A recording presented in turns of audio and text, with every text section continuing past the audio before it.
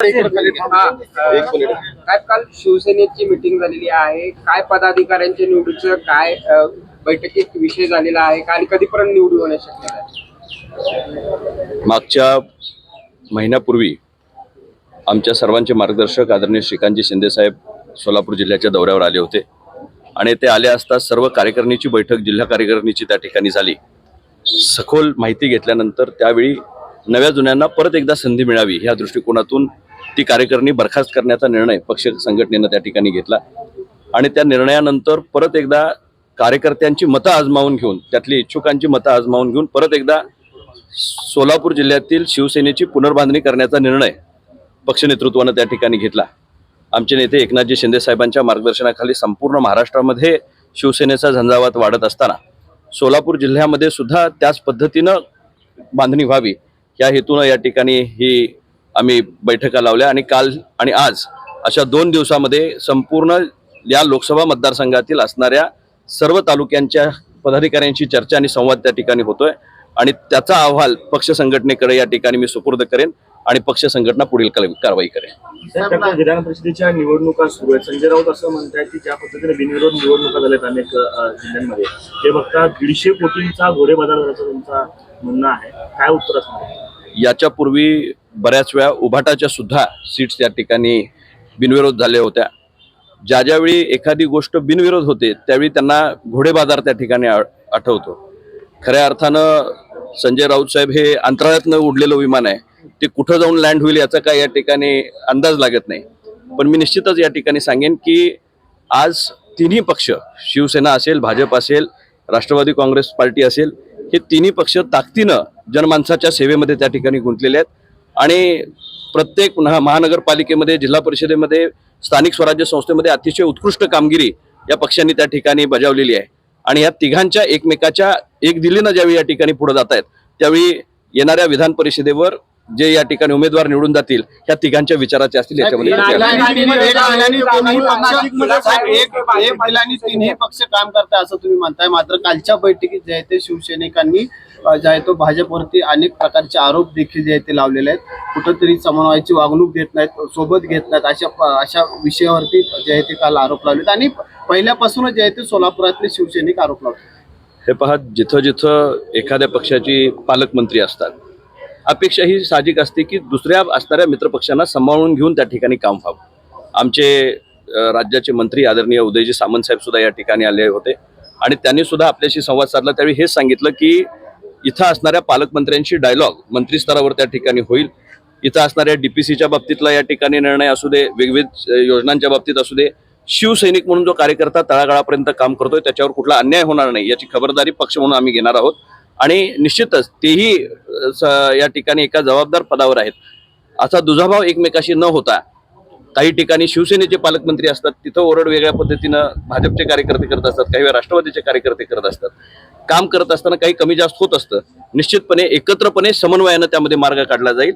कोणताही बेबनाव आमच्यामध्ये या ठिकाणी नाही।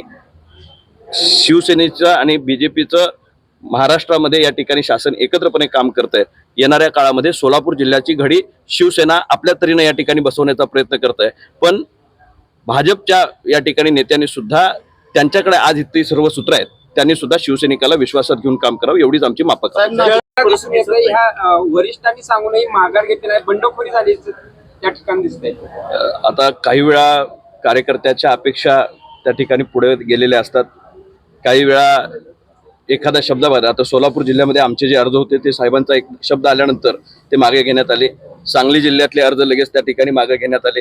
महाराष्ट्रातल्या काही ठिकाणी अशा पद्धतीचा तिढा त्या ठिकाणी तयार झालाय, हे खोटं नाही, पण त्यामधनं या ठिकाणी पक्ष नेतृत्व योग्य तो मार्ग काढेल आणि तिन्ही नेते एकत्रपणे बोलून त्या कार्यकर्त्यांची समजूत काढून पक्षाला कुठं हानी होणार नाही याची काळजी त्या ठिकाणी उमेदवाराला होणार नाही याची काळजी ते ठाम आहेत। बंडखोरीची जी उमेदवारी त्यांनी भरलेली आहे, गोकुळ गीतेमुळे महायुतीमध्ये पेच निर्माण होते नाही। हे पहा, काही लोकांना समजूत काढण्याची गरज आहे आणि ते निश्चितपणे पक्ष नेतृत्व त्यांच्या पातळीवर त्या ठिकाणी करेल।